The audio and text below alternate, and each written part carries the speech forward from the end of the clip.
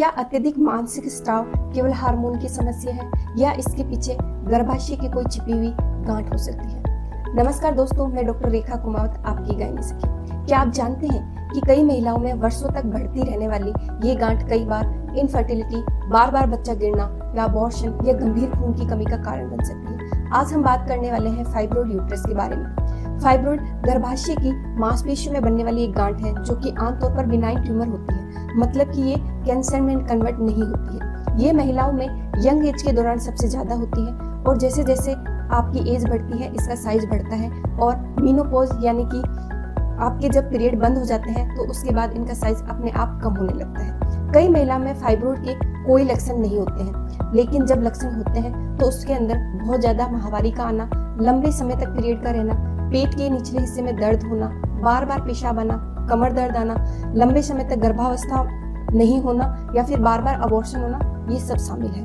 Fibroid का आकार कुछ मिलीमीटर से लेकर बहुत बड़े साइज के हो सकते हैं जो कि आपके पूरे पेट को भी भर सकते हैं। इसका स्थान अलग अलग होता है जिसके आधार पर इनको 3 पार्ट में डिवाइड करते हैं।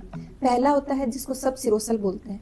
इसका मतलब है कि ये गर्भाशय की बाहर की तरफ होता है। दूसरे टाइप का होता है जिसको इंट्राम्यूरल बोलते हैं। ये आपके गर्भाशय की दीवार के अंदर होता है। अमूमन ये तरीके का फाइब्रोइड कोई दिक्कत नहीं करता है और ये ही सबसे ज्यादा कॉमन फाइब्रोइड होता है। इसके अलावा सबम्यूकोजल फाइब्रोइड जो कि आपके बच्चेदानी की झिल्ली के अंदर की साइड होता है, ये रेयर होता है लेकिन ये बहुत ज्यादा सिम्टम प्रोड्यूस करते हैं।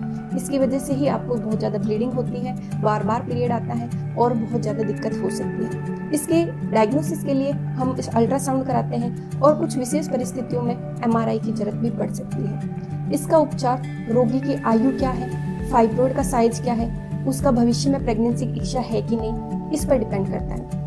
छोटे या बिना लक्षण वाले फाइब्रोइड का इलाज जरूरी नहीं होता है, उनको केवल मॉनिटरिंग की जरूरत होती है। लेकिन अगर आपका फाइब्रोइड बहुत बड़ा है, बहुत ज्यादा रक्तस्राव हो रहा है और फाइब्रोइड की सिम्टम्स बहुत ज्यादा है तो उस कंडीशन में हम दवाइयाँ देते हैं। याद रखिए, दवाएं केवल और केवल लक्षण को कम करने के लिए है, ये फाइब्रोइड को खत्म नहीं करते हैं। कुछ कंडीशन में हमें माइमेक्टोमी भी करनी पड़ती है, जिसका मतलब है बच्चेदानी के अंदर से केवल वो गांठ है उसको निकाला जाता है, बच्चेदानी नहीं हटाई जाती है। और बहुत ज़्यादा सीवियर कंडीशन में हमें पूरी बच्चेदानी हटाने का भी निर्णय लेना पड़ता है। याद रखिए, हर फाइब्रोइड का ऑपरेशन जरूरी नहीं होता है, लेकिन हायर फाइब्रोइड का सही रूप से मूल्यांकन करना बहुत जरूरी होता है। यदि आपके पीरियड असामान्य रूप से भारी है, पेट के निचले हिस्से में भारीपन महसूस हो रहा है या फिर बहुत ज्यादा दर्द महसूस हो रहा है तो इसको सामान्य समझकर नजरअंदाज ना करें, क्योंकि समय पर पहचान ही स्वस्थ गर्भाशय और बेहतर भविष्य की कुंजी है।